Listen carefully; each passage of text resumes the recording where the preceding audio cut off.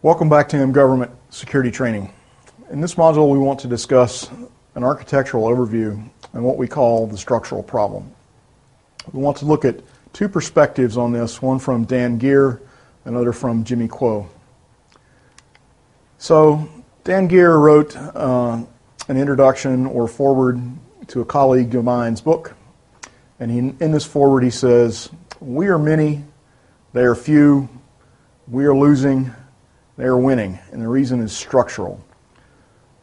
Now here he says we, and he means the good guys, the people who own, operate, and defend the networks. And when he says they, he means the bad guys, the attackers, the hackers. We are losing, they are winning, and the reason is structural. So what he means, let's go back and look at a little bit of the history of the way applications on the internet actually work. In the beginning, we had static web pages where the content of the page was programmed in by the developer, and it didn't change until the web developer actually came along and rewrote the page. This is boring. We want to interact with our web applications. So they came up with a device called the Common Gateway Interface and used a glue language called Perl, Practical Extraction and Reporting Language, to allow communications between the web server and a database.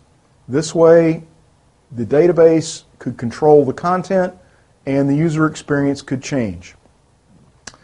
And we secured this by inserting a firewall between the user on the internet, the bad guys and the bad stuff, and the protected asset, in this case the web server. The firewall controlled the access by policy, and we used the secure sockets layer to encrypt the communications so that the communication between the client and the server was private. So circa 1995, the state of the art was using CGI and Perl, and we secured that with a firewall and SSL. Later, we enhanced the web server with Java server pages and active server pages. We introduced session and data and pooling, but you'll notice that our security picture didn't change. We're still using SSL and a network firewall to control access and secure the communications. Later, we added an additional layer in the back end. So an application server behind the web server to incorporate business logic. We did this with Enterprise Java Beans and various other components, talking to more than one database in many cases. But again, our security didn't change. Still network firewalls and secure sockets layer.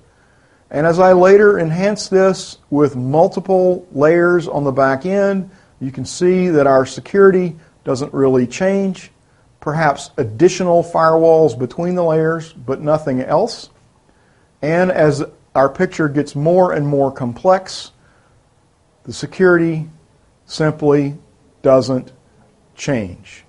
Today, we're in the mobile world, starting around 2009, and we need to rethink the way we're doing security. The problem is we're trying to fight a low-level, primitive problem like a microbe with primitive technology like a suit of armor, and it just doesn't work anymore. The reason is it's a structural problem. We have to build security in at the lowest levels from the beginning of the development life cycle.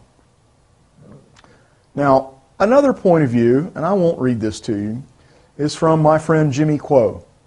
And he's asked about this, and he says, you know, it's a lot like cops and robbers in the real world. The police catch the robbers, and they're remarkably effective, but we don't normally read about the police catching the robbers in the newspaper. What you read about are failures where the robber actually manages to make a robbery, to break into the bank, to get away with what he's after. And this is just human nature. So we need to keep this in mind and educate ourselves, our peers, and our bosses that this is simply the way of the world. We can be successful as security professionals. We can prevent the bad guys from getting to our assets, and we will seldom be recognized for doing so.